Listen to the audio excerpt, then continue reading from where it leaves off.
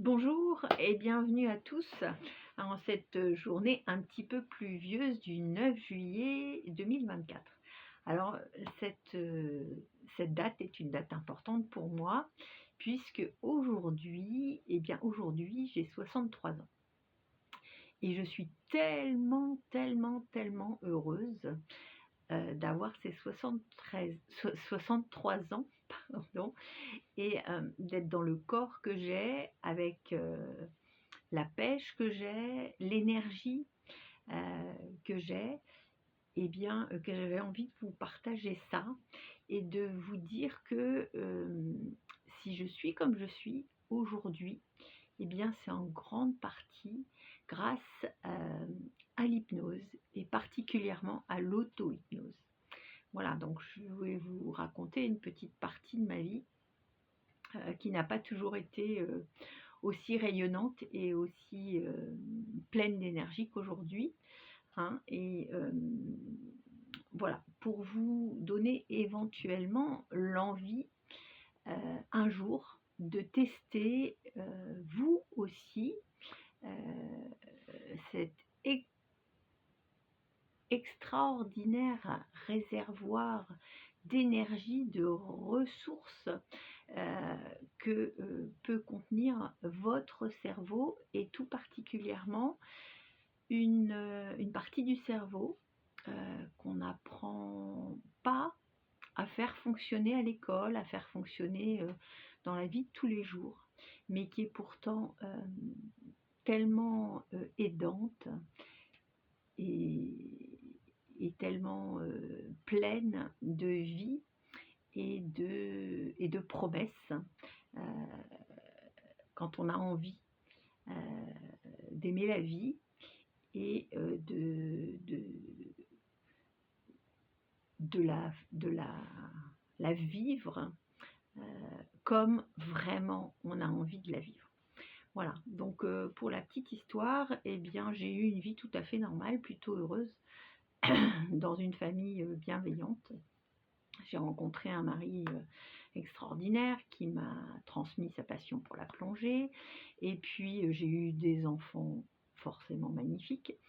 Et puis, la vie s'est déroulée un petit peu, je pense, comme la vie de monsieur et madame tout le monde, partagée entre le travail, un travail passion pour ma part, mais que j'avais choisi d'exercer à mi-temps pour mieux m'occuper de mes enfants, et puis la famille. Tout ça jusqu'à l'âge de 45 ans, où à 45 ans, eh bien, on dépiste un premier cancer, un cancer du sein, bien sûr, qui forcément me fait toucher du doigt que, eh bien, en fait, cette vie que je suis en train de vivre n'est pas éternelle et qu'elle peut s'arrêter à tout moment. Voilà. Un cancer du sein qui pour moi symbolise et symbole aussi de mort, puisque mon père, quelques années plus tôt, est mort 5 ans après avoir découvert un cancer du sein. Cancer du sein chez l'homme, qui est rarissime mais qui existe, et cancer qu'il n'avait pas voulu soigner puisqu'il en avait rejeté l'idée et il s'était imaginé que, en fait, voilà, les médecins se trompaient et que c'était pas possible. Voilà. Donc 45 ans, premier cancer du sein, forcément la mort qui se présente, mais avec une vie qui se déroule avec des enfants en début d'adolescence et puis voilà, tout un équilibre qui est en train de se perdre. Donc une première bataille pour moi, une première bataille gagnée, hein, puisque je sors victorieuse de ce cancer, puisqu'il me lâche, pour mieux revenir 2 ans après sur l'autre sein et me remettre dans un combat, hein, dans un combat que je connaissais déjà, mais qui lors de la deuxième bataille va être beaucoup plus éprouvant pour moi, même si ce deuxième cancer est moins méchant que le premier. Hein. Donc voilà, une confrontation à des difficultés pour ma santé, et puis parallèlement à ça, une confrontation à des difficultés dans mon noyau familial, puisque les enfants sont à une période où ils ont besoin de nous, et ils ont besoin de nous en bonne santé, hein, pour fixer un certain cadre, pour aller bien, pour pouvoir nous parler éventuellement de leurs difficultés. Comment pouvais-je, moi, entendre leurs difficultés alors que j'avais du mal moi-même à entendre les miennes, hein. Donc effectivement, des années 2006 à 2010, un petit peu difficiles, un petit peu éprouvantes pour tout le noyau familial, toute la cellule familiale. Et à ce moment-là, bien sûr, je ne connais rien de l'hypnose, rien de l'auto-hypnose. Et bien sûr, comme beaucoup de gens, je pense que